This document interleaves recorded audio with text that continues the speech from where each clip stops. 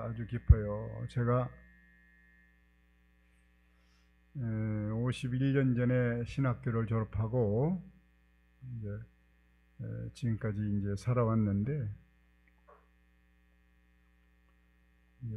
앞으로 좀 간증을 좀 하겠습니다.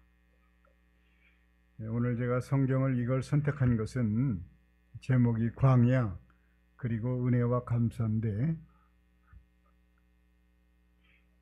저도 광야에 들어서 보니까, 광야에 들어서 봤지요. 개척교회 할 때에, 51년 전에 개척교회 할 때에 먹을 게 없었어요. 국수를 먹으면서 일주일을 산 적도 있습니다. 우리 사모가 아기를 낳는데 젖이 안 나와. 그래서 쌀을 이제 밥을 좀 좋은 쌀밥을 해줘야 되겠는데, 구로동에서 개척했거든요. 돈도 없지만 좋은 쌀을 구입할 수가 없어요. 일반 밀을. 그때 통일벼라는 게 있어요. 통일벼쌀, 통일쌀.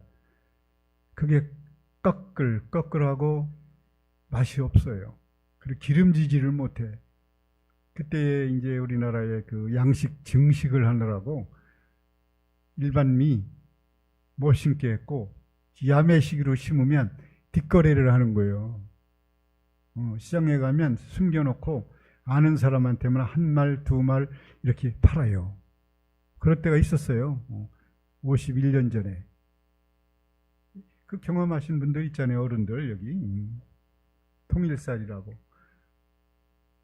우리 산모를 밥을 먹는 건 통일쌀밥이고, 좀 기름진 밥을 먹여야 되겠는데 어디 구입할 수가 없어서 시장에 가도 없대요. 숨겨놓고 아는 사람만 줘. 그래서 사실 얘기를 했지. 어떤 때는 경찰인가 하고 아주 눈치를 봐요. 그래서 그걸 좀 사다가 없는 중에도 그걸 이제 이렇게 푹푹 죽을 써서 으깨가지고 그걸 짜가지고 그걸 먹으면서 애기 이제 젖을 좀 내야 되니까, 그런 가난한 광야도 만나봤어요. 제가. 사르밧 과부가 물질 광야를 만났던 것처럼 저도 한 1, 2년 동안 그런 경험을 했습니다. 그런데 그 광야에서 하나님의 백성을 하나님이 버리시지 않는 한은 피할 길 주고, 어떻게든지 예비하셨다가 하나님이 준비해 놓으셨다가 살게 하시더라고요. 그렇게 하는 걸 경험을 했어요. 사르밧 과부가 물질 광야를 만나 헤매고 있을 때에 하나님의 사자를 만나 은혜를 받고 해결을 받습니다. 그래서 3년 6개월 동안 다 궁핍하고, 어떤 이는 가난에 굶주리고 굶어 죽는 사람이 있지만은 하나님이 그 집에 기름이 떨어지지 않고 밀가루통에 밀가루가 떨어지지 않아서 그 과부가 죽을 고비를 넘기면서 은혜로, 하나님의 은혜로 살아난 줄로 믿습니다. 은혜로.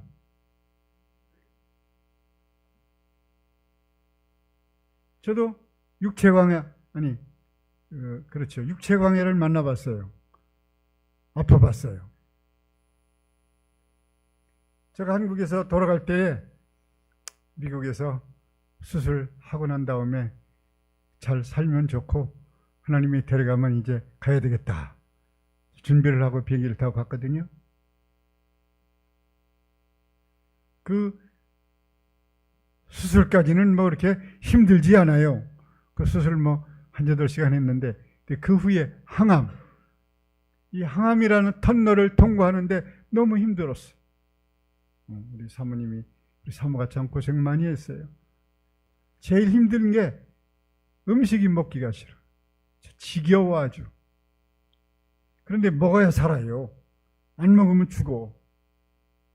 근데 그걸 먹어야 되는 그 고통, 이 먹는 게 행복한 건데 먹어야 되는 고통, 그것을 해내야 하는 그 길은 너무 어려웠어요. 그러나 그때마다 예수님이 손을 잡아 주셨고 위로를 해 주셨고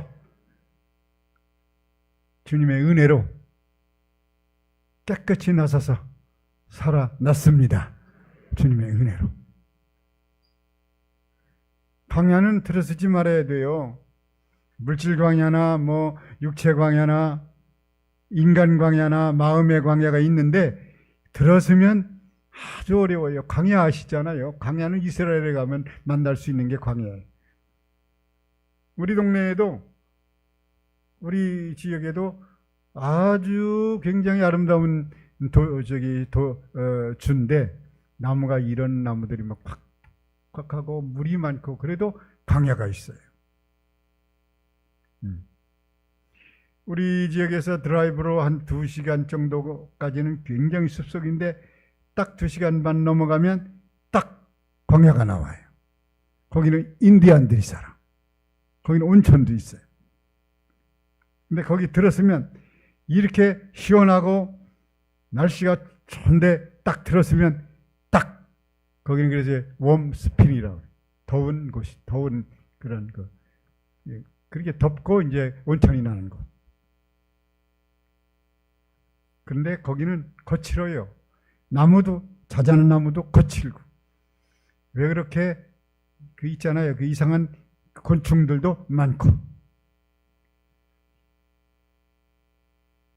우리 인생 광야가 있는데, 인생 광야가 여러 가지가 있는데, 물질 광야, 아까 말한 대로 육체 광야, 그런가 하면 인간 광야, 또 이제 마음의 광야. 이게 성경의 이제 4대 중요한 핵 포인트 광야예요. 근데 여기에 들어서지 말아야 되는데, 혹 들었을 수가 있다, 이 말. 근데 이런 광야를 만났을 때에 살 길이 무엇이냐?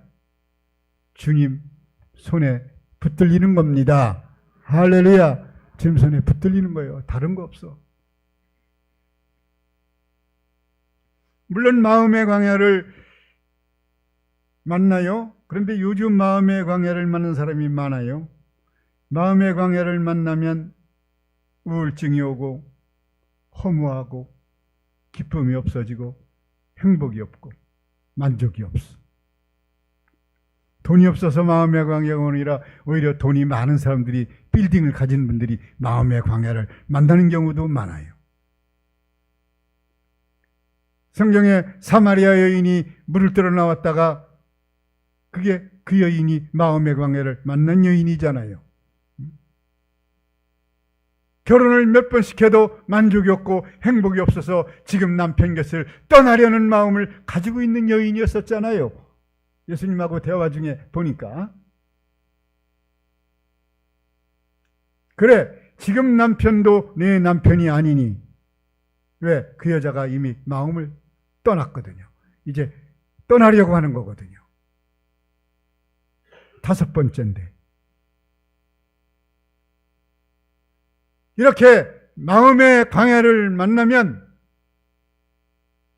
어떤 사람 자결하고 자살하고 뛰어내리고 안 만나고 사람 안 만나 숨고 그늘진 데가 있고 없어서 아니에요. 그 광야를 만나면 그렇게 되는 거예요. 이 수가성 여인처럼. 그런데 그 우물가에 왜 낮에 왔어요? 해답을 아세요? 왜 낮에 물을 길러 왔어요? 이스라엘은 낮에 더워. 그때는 움직이지 않아요. 우물가에 사람이 없어요. 사람이 싫어 죽겠는데 저녁 때 가면 우글부글 거려서 사람 보기 싫은데 그늘지 시원한 때니까 사람이 없는 시간에 가기 위해 낮에 왔는데 사람들이 거기 있는 거예요. 예수님이 계신 거예요. 사람이 싫어 왔는데 예수님이 우물가에 딱 앉아 계셔. 그 여인이 말을 걸지 않았어요. 그 여인이 예수님에게 접근하지 않았어요. 예수님이 그 여인에게 다가왔어요. 할렐루야. 마음의 광야를 당한 여인에게 예수님은 그 여인을 잡아서 고쳐주고 써야 되기 때문에 예수님이 다가와서 여인에게 내게 물 좀 줄 수 없소? 말을 걸었다 이거예요. 그래서 커뮤니케이션이 이루어졌어요. 대화가 왔다 갔다 해.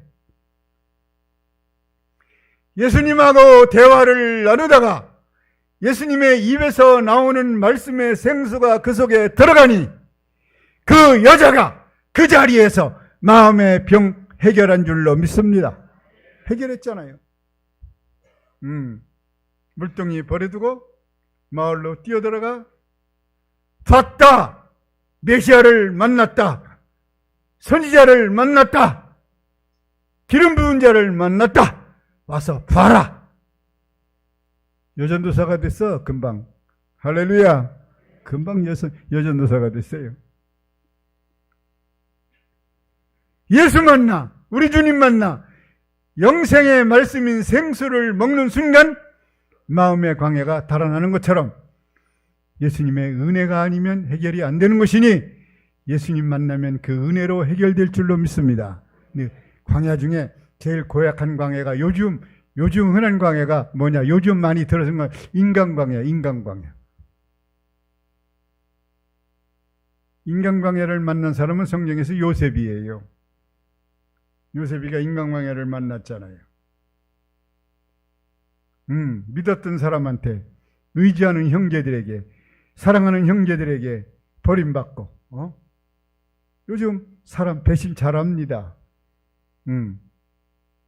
하루아침에 등 돌려요. 그리고 요즘은 사람들이 인간광야 속에서 이제 형제도 남같이 사는 세상이 온 것 같아. 사추는 별로고 뭐 육추는 남이고 요즘 그런 것 같지 않아요? 그렇죠? 옛날에 사춘, 육춘, 팔춘까지도 아주 우글거리며 같이 살기도 하고 왕래하고 얼마나 이렇게 행복하게 살았는지 모르는데 지금은 거의 다 남남이 됐어요. 왜? 인간광야 시대이기 때문에 그래요. 그리고 냉정하고 끊어버리고 배신하고 요새 인간광야 시대가 아닌가 싶기도 합니다. 자기 형들이 좋아 아버지 심부름으로 도단까지 왔는데 그 형들은 수근거리면서 저 꿈쟁이가 왔어? 물론 배는 서로 다르지만 같은 핏줄이잖아요. 죽이자 하는 놈도 있고 팔아먹자 하는 놈도 있고 아 형제들이 그러고 앉았네. 결국은 죽이자 하는 것은 유다의 그 설득으로 이제 어떻게 캔슬이 되고 취소가 되고 다행히 그래도 웅덩이에서 꺼내가지고 팔아먹자. 그래서 이스마엘 상인에게 팔아먹자. 애굽으로 가잖아요. 형들에게 살려달라고 얼마나 애원을 했겠어요. 거기서 안 했겠어? 형님들. 11째 아들이잖아. 12째는 베냐민이고. 그래 팔려가요. 그때부터 계속 인간광야를 만나는 거예요. 여자한테 억울함을 당해가지고 감옥소에 가고 이런 수모를 당하면서 그러나 그가 이런 인간광야를 만났어도 주님, 하나님 나에게 주신 꿈 그것 이루어질 줄로 믿습니다. 그 꿈 바라보고 참겠습니다. 그 꿈을 바라보고 달려가겠습니다. 그 꿈을 잡고 살겠습니다. 절망 속에서 낙심 속에서 그런 속에서 그걸 확 잡고 이기면서 갔더니 하나님이 이렇게 저렇게 역사하셔서 마지막에 그 나라의 국무총리를 만드셨다 이 말이에요. 할렐루야. 세우셔서 주님의 은혜로 살겠습니다. 이제 36 본론. 여러분 광야를 지나 은혜와 감사. 내 은혜는 두 가지 은혜가 있어요. 성경에 하나는 보편적인 은혜, 하나는 특별한 은혜. 성경에서 보편적인 은혜가 뭔가 봤더니 사람과 사람 관계에서 받는 은혜, 은혜를 주기도 하고 은혜를 받기도 하고, 이게 보편적인 은혜고, 특별한 은혜, 그건 영적인 은혜, 하나님으로부터 받는, 하나님으로부터 내려받는 은혜, 이게 이제 특별한 은혜요. 할렐루야. 여러분 선택받았잖아. 머리에 지금 성령의 기름 부음을 받고 있고 받았잖아요. 이게 다 특별한 은혜들이에요. 그러니까 인간관계에서 얻는 은혜는 일반적인 은혜고, 하나님으로부터 내려오는 은혜는 특별한 은혜라 이 말이요. 할렐루야. 근데 오늘 일반적인 은혜들을 보니까 어울리면서 주고받는 거예요. 혼자는, 그렇지, 혼자는 은혜를 주지도 못하고 받지도 못해. 근데 누군가와 어울리면서, 누군가와 사귀면서, 누군가와 내적인 교통을 나누면서 은혜를 줍니다. 은혜를 받기도 합니다. 근데 그 어울리는데 가장 은혜스러운 어울림이 어디냐? 교회예요. 할렐루야. 하나님의 교회에 와서 성도끼리 어울리면서, 혼자 신앙생활하면 안 어울리면 은혜를 못 받아. 보편적인 은혜, 인간적인 사람끼리 받는 은혜, 또 혼자 왔다 갔다 하면서 아무도 안 만나면 신앙생활을 해도 그건 또 은혜를 주지도 못해. 근데 구역 식구와 어울리고 주의 종과 함께 이렇게 어울려 살고, 우리 교회의 장로님들과 어울려 살고, 이렇게 어울려 살면서 내가 힘들 때, 외로울 때, 괴로울 때, 광야에 들어갔을 때 은혜를 받고 힘을 얻고 일어난다 이 말이에요. 할렐루야. 어울리면서. 그래서 혼자 신앙생활을 하려고 하지 마세요. 근데 어울리다 보면 물론 가끔 상처도 있기는 있어. 여러분, 상처가 있어도 그래도 어울려야 돼.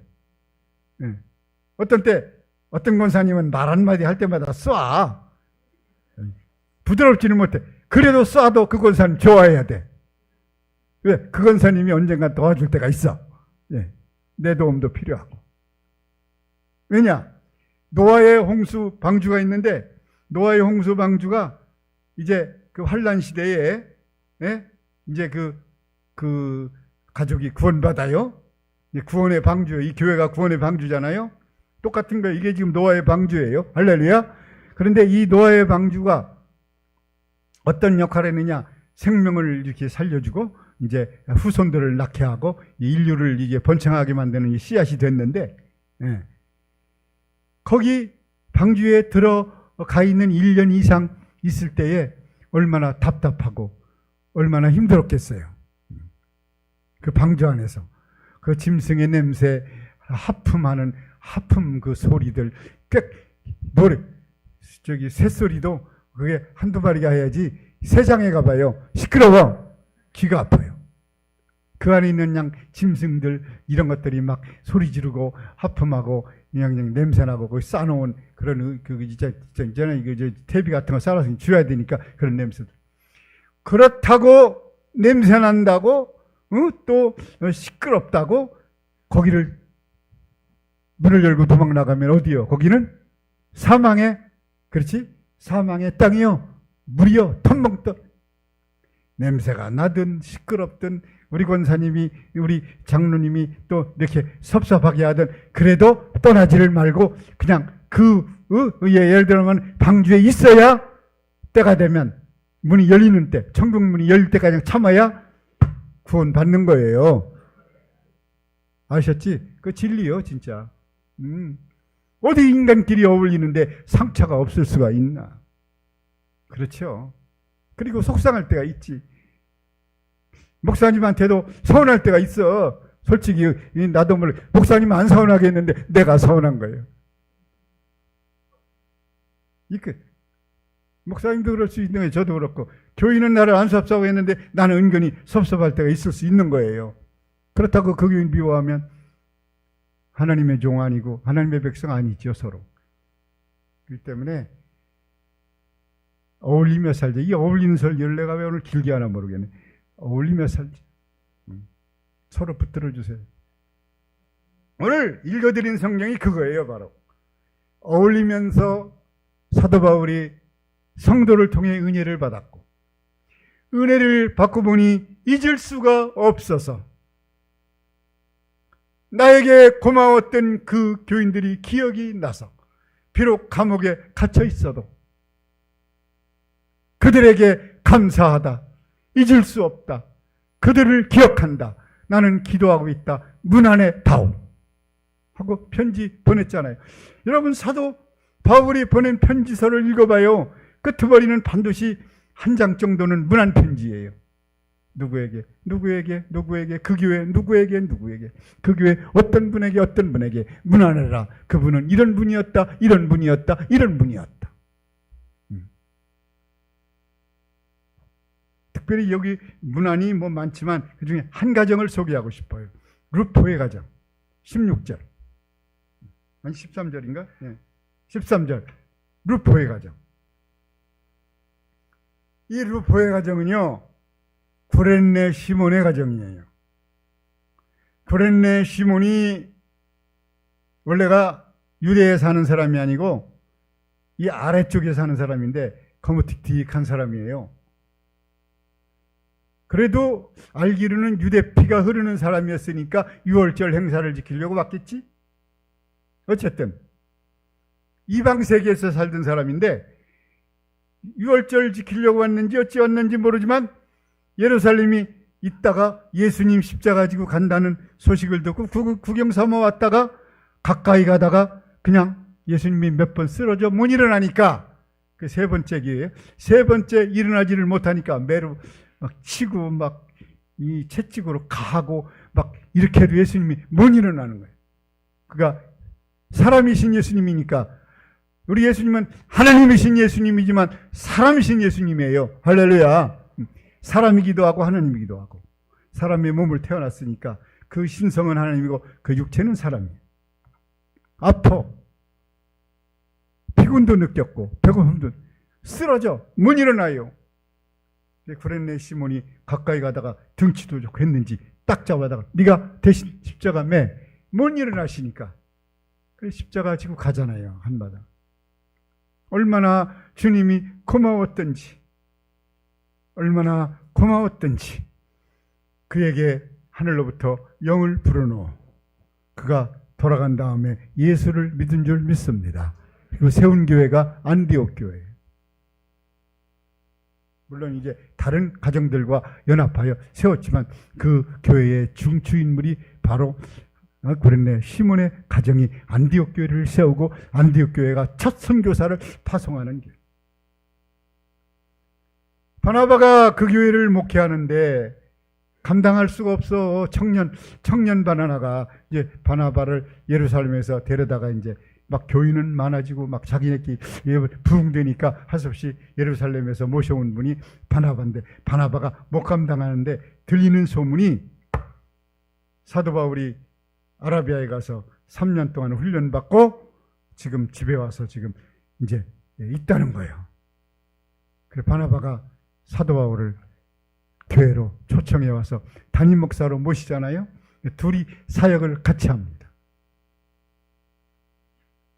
얼마나 교회가 부흥이 되고 얼마나 모범적이었고 소문이 났는지 잘났는지 그 지역 사람들이 참 그 교회 교인들은 그리스도인이다.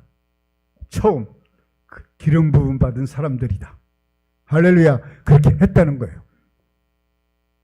첫 번 선교사를 파송한 게. 사도 바울이가 그 교회에 목회를 할 때에 홀몸이에요. 결혼을 안 했어. 평생 그냥 주의 일하다 보니까 그냥 기회를 놓쳐가지고 그냥 평생 홀로 사역하다가 로마에서 목배여 순교당합니다.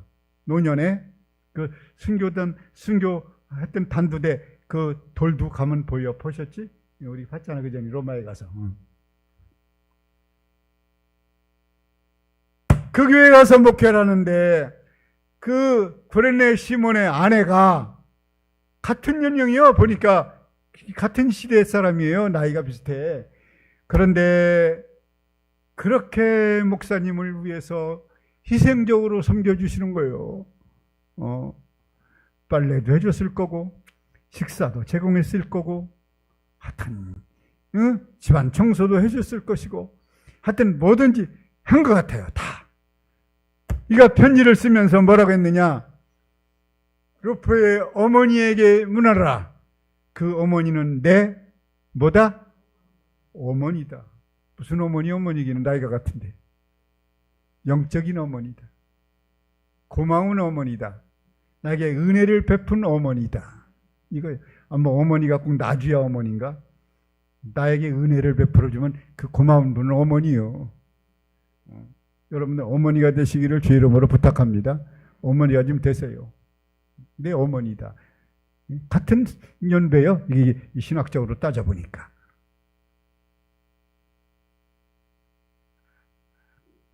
나에게 정말 잘하는 분들, 나에게 은혜를 베푼 분들.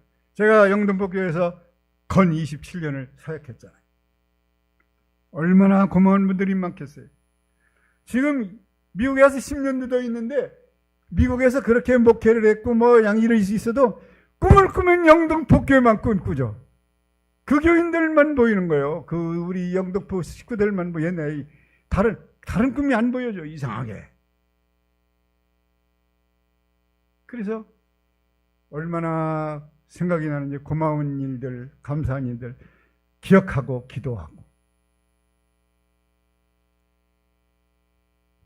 제가 이제 간증 조금 더 하고 이제 끝나겠는데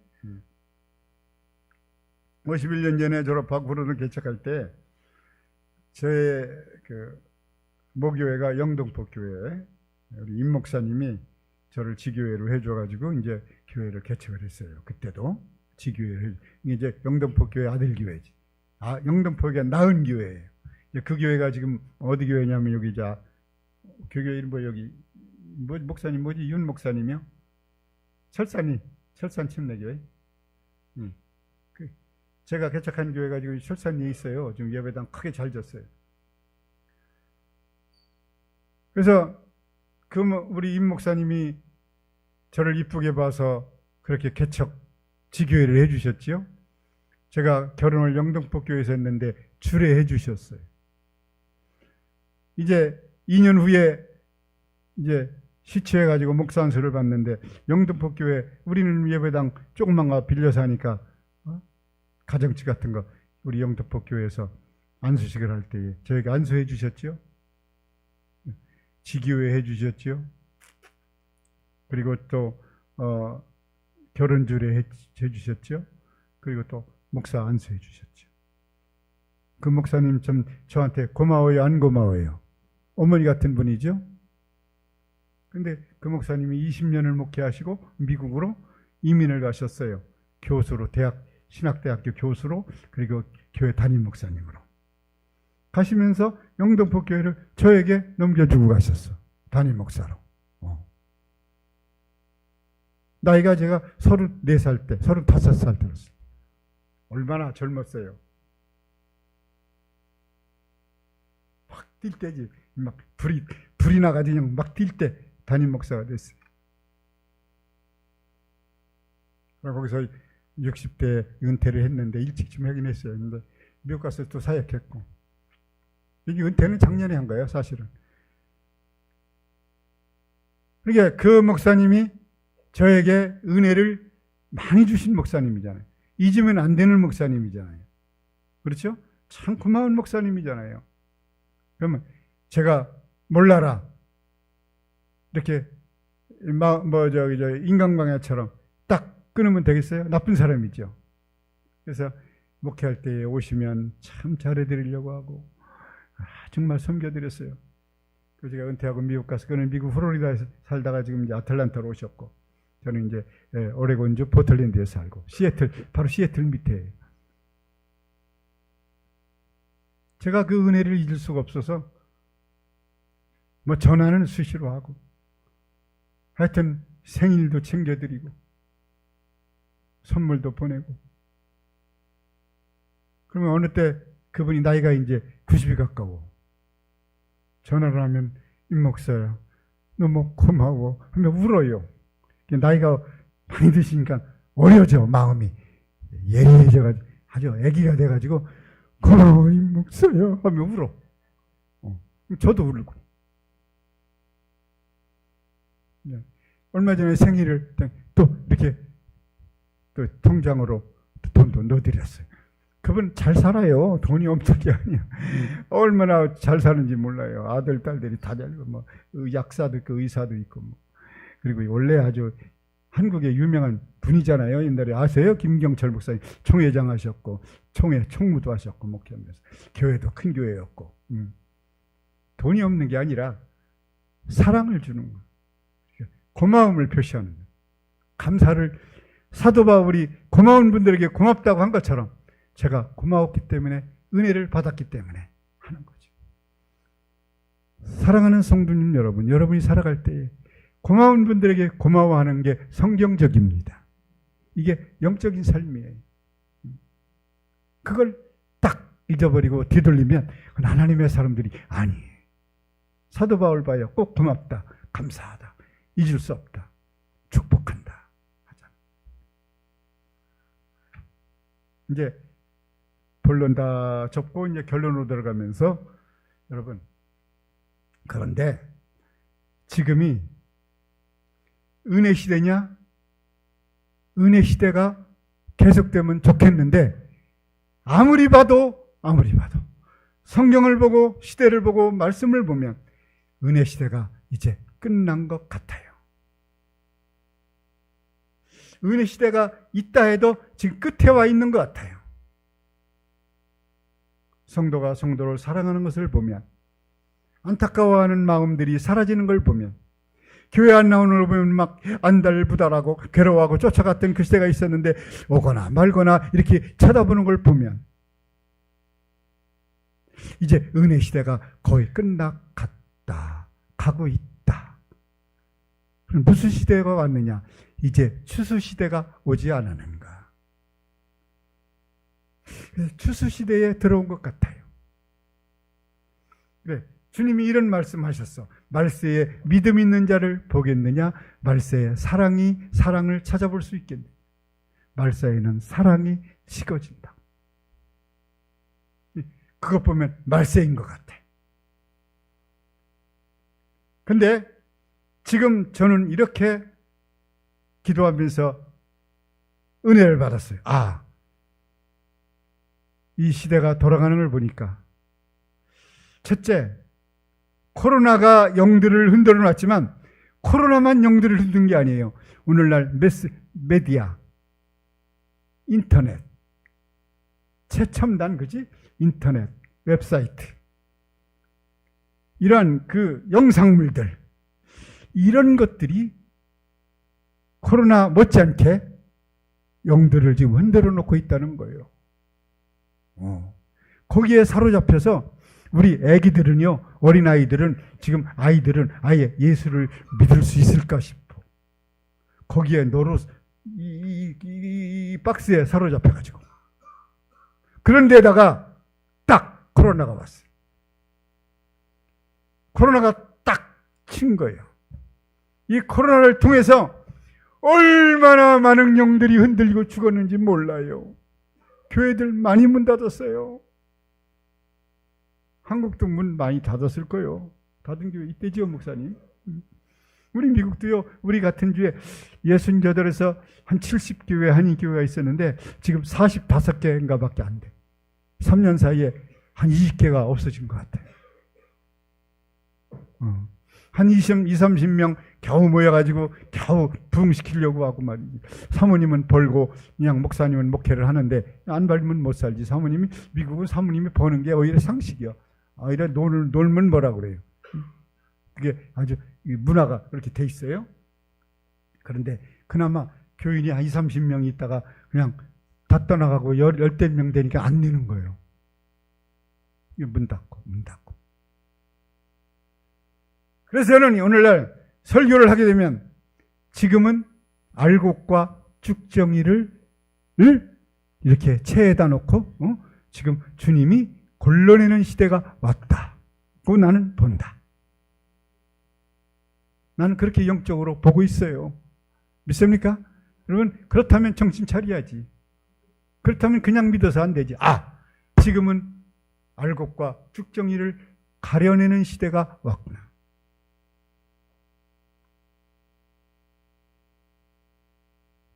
결론 하나만 더 드리고 마칠게요. 성경을 잘 봐야 돼요. 예수님 재림하시잖아요, 이제 앞으로. 다섯 처녀가 성경에 나와요. 열 처녀. 그런데 다 등들을 가지고 있었어요. 근데 깜깜한 밤중에 신랑이로다 하는 천상의 소리가 들려. 그래서 막 깨보니까 주님이 재림해 오십니다. 이제 들림 받아야 하잖아요. 신부가 신랑이신 예수님을 맞이해야 되는데, 다섯 처녀는 등불 들고 예수 맞이합니다. 그건 기름이 꽉 차 있었어요. 그건 뭐야?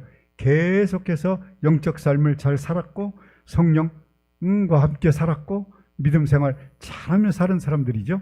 그분들은 지금 불이 환하게 켜 있어서 예수님 맞아 기름이 있어가지고. 근데 그 뒤 이건 아주 안 믿는 사람들 얘기한 게 아니에요.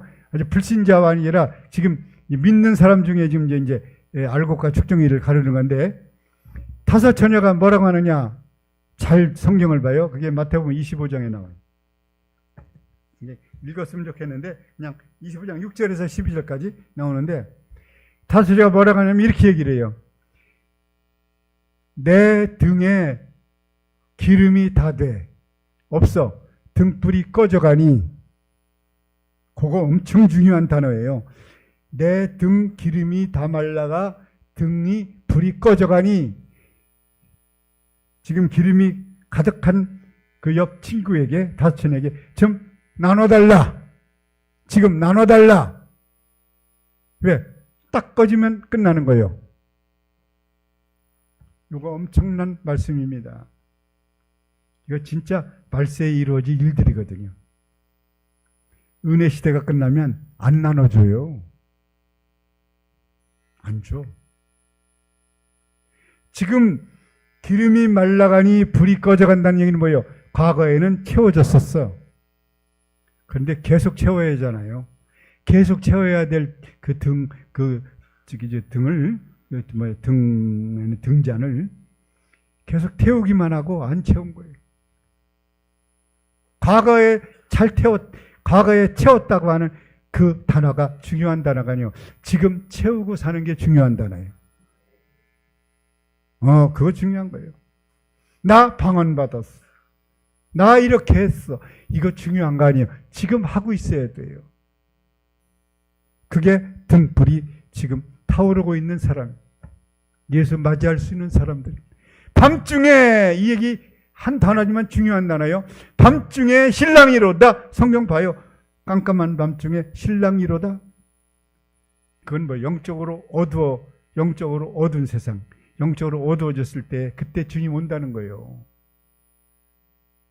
영적으로 어두워졌을 때 온다는 거예요. 정신 차리고 믿으셔야 됩니다.